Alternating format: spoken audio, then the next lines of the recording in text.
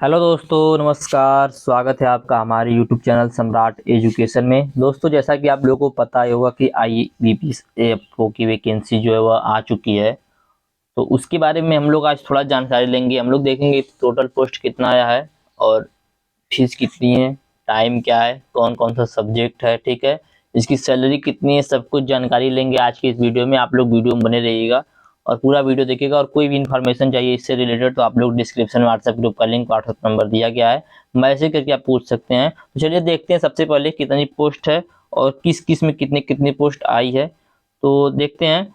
सबसे पहले देखिए, टोटल पोस्ट जो है 346 है, ठीक है, टोटल 346 पोस्ट है। और ये जो पोस्ट है 346 पिछली बार से कम आया, पिछली बार 700 प्लस था, इस बार 346 ही आया है। लेकिन ये पोस्ट बढ़ सकता है, क्यों? क्योंकि भी देखिएगा, आप लोग को समझ में आएगा। यहाँ पर देखिए, बैंक ऑफ बड़ौदा ने अभी अपना पोस्ट रिपोर्ट नहीं किया है, ठीक है, बैंक ऑफ इंडिया ने अपना पोस्ट रिपोर्ट नहीं किया है, यूनियन बैंक ने अपना पोस्ट रिपोर्ट नहीं किया। मतलब यूनियन बैंक जो होता है एक बार में ही 200-300 पोस्ट निकालता है, और इसी ने अपना पोस्ट रिपोर्ट नहीं किया है। यदि ये जो बैंक है अपना पोस्ट रिपोर्ट करेंगे तो यह जो टोटल पोस्ट है उसकी संख्या बढ़ सकती है। यदि नहीं रिपोर्ट करेंगे, उन्हें रिक्वायरमेंट नहीं होगी तो नहीं रिपोर्ट करेंगे तो पोस्ट नहीं बढ़ेगी। सबसे बड़ी बात तो यह हो गई, ठीक है। और टोटल पोस्ट 346 है, जिसमें सबसे ज्यादा पोस्ट आया है पंजाब नेशनल बैंक का। 310 पोस्ट अकेले दिया है इसने। कितना? 310 पोस्ट पंजाब नेशनल बैंक का। तो सभी कैटेगरी का अलग अलग पोस्ट है। यहाँ पर आप लोग देख सकते हैं SC ST OBC WS UR total post दिया गया है।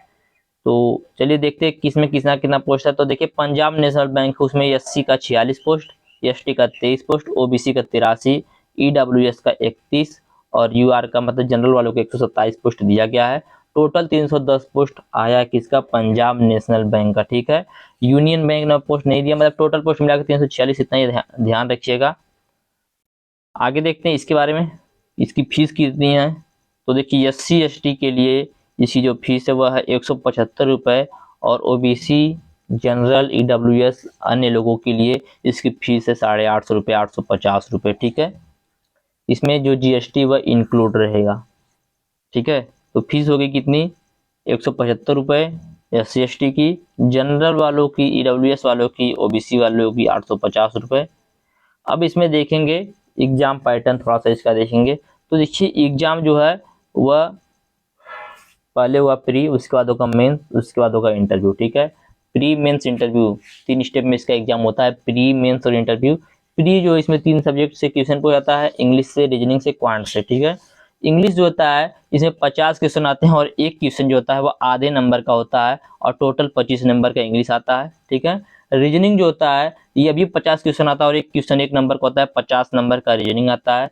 क्वांट जो होता है, जिसे सिंपल भाषा मैथ बोल सकते हैं आप लोग अपनी भाषा में, इसमें भी 50 क्वेश्चन आता है, और एक क्वेश्चन 1 नंबर का होता है। यह जो रीजनिंग और क्वांट है यह दोनों इंग्लिश हिंदी दोनों लैंग्वेज में होता है, और जो इंग्लिश लैंग्वेज सब्जेक्ट है वह सिर्फ इंग्लिश में आएगा। और तीनों के लिए 40-40 मिनट का टाइम दिया जाएगा। इस 50 क्वेश्चन के लिए 40 मिनट का टाइम दिया जाएगा, इस 50 क्वेश्चन के लिए भी 40 मिनट का टाइम दिया जाएगा, और क्वांट के लिए भी 40 मिनट का टाइम दिया जाएगा, ठीक है। टोटल 125 नंबर का रहेगा आप लोगों का पेपर प्री का, जो कि जब मेंस एग्जाम में नहीं जोड़ा जाएगा, ठीक है। तो ये प्री की बात हो गई। आगे देखेंगे मेंस की। तो मेंस जो है इसमें आप लोगों को 45 मिनट का टाइम मिलेगा, और 60 क्वेश्चन रहेंगे, एक क्वेश्चन 1 नंबर का रहेगा, और क्वेश्चन हिंदी इंग्लिश दोनों लैंग्वेज में रहेगा, ठीक है।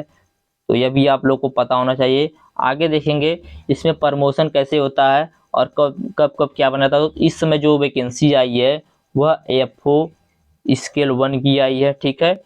एफ स्केल 1 की। तो सबसे पहले जब आपकी ज्वाइनिंग होगी तो आप लोग स्केल 1 में रहेंगे। उसके बाद आपका प्रमोशन होगा तो मैनेजर बनेंगे स्केल 2 में, ठीक है। मैनेजर के बाद जब आपका प्रमोशन होगा तो सीनियर मैनेजर बनेंगे स्केल 3 में। उसके बाद यदि आपका जब प्रमोशन होगा तो चीफ मैनेजर बनेंगे स्केल 4 में, ठीक है। और उसके बाद यदि आपका प्रमोशन होगा तो असिस्टेंट जनरल मैनेजर बनेंगे। उसके बाद प्रमोशन होगा तो डिप्यूटी जनरल मैनेजर बनेंगे। उसके बाद प्रमोशन होगा तो जनरल मैनेजर।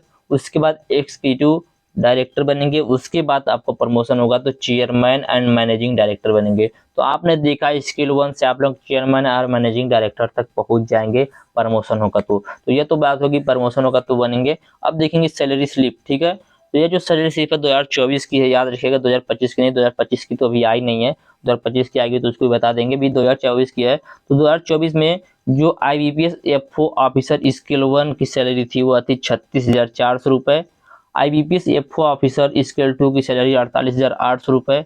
और IBPS FO ऑफिसर स्केल 3 की सैलरी 64,600 रुपये थी। तो ये देखिए सिर्फ सैलरी है, ठीक है। इसमें आप लोगों को बहुत कुछ मिलेगा। आप जहाँ पर रहेंगे उसके हिसाब से आपको रूम का मतलब जहाँ पे रहेंगे उसका रेंट भी दिया जाएगा, ठीक है। मतलब सब कुछ मिला जुला कर आप लोगों का जो सैलरी पहुंच जाएगा स्केल 1 का लगभग 55 से 60,000 रुपये, ठीक है। स्केल 1 की बात मैं बता रहा हूँ, 55 से 60,000 रुपये टोटल सैलरी आप लोग की पहुंच जाएगी। तो ये इसकी सैलरी थी। कितना पोस्ट था मैंने बताया आप लोगों को, 346 पोस्ट है। कभी कभी क्या होता है, एफओ जो है अपना पोस्ट जो है प्री होने के बाद बढ़ा देता है मेंस में, ठीक है। प्री होने के बाद मेंस में अपना जो वैकेंसी पोस्ट है उसको बढ़ा देता है। तो याद रखिएगा आप लोग को सिर्फ तैयारी करना है, पोस्ट कम है इस पर ध्यान नहीं देना है। Thank you.